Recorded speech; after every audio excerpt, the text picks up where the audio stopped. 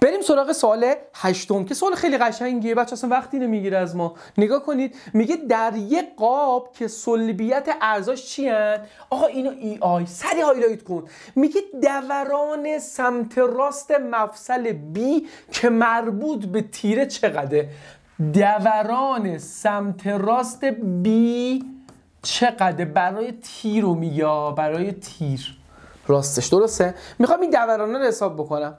آقا یه نکته اینجا مفصل خمیشی، میخوام بگم زرنگ باید باشی، باید همه جوانب رو در نظر بگیری. همین فقط اینم با تست زیاد حل کردن دستت میاد، همچین تیپایی رو ببینی ناخودآگاه سر آزمون میاد تو ذهنت، نگرانش نباش.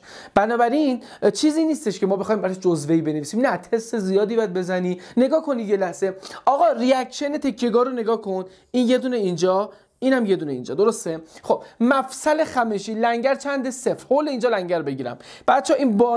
این بار قائمه که ازش داره رد میشه، یه دونه لنگر اینجا میمونه که یه لنگر اینجا میمونه مساوی 0. بنابراین تو تعادل لنگر اینجا مقدارش چقدر میشه؟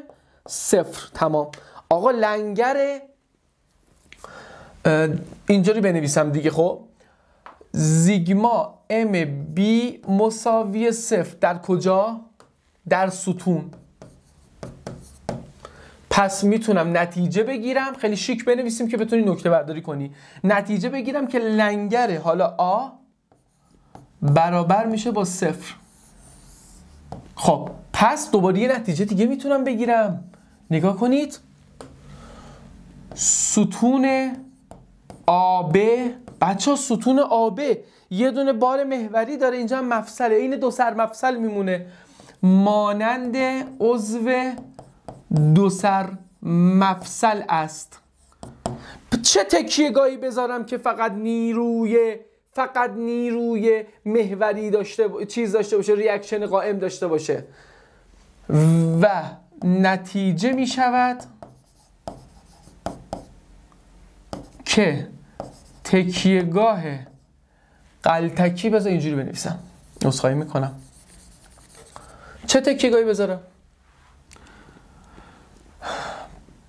بنابراین تکیه‌گاه مناسب در بی تکیه‌گاه غلطکی است. این نکتهش بود.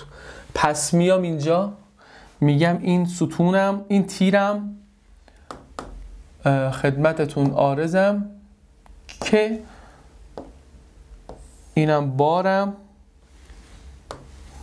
اینجا هم تکیه‌گاه غلطکی برشی، اینجا هم تکیه‌گاه غلطکی، اینجا آقا روابط حفظی سازه های نامعین. تغییر شکل چجوری میشد؟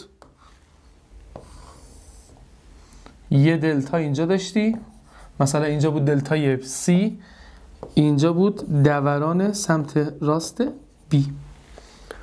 درسته؟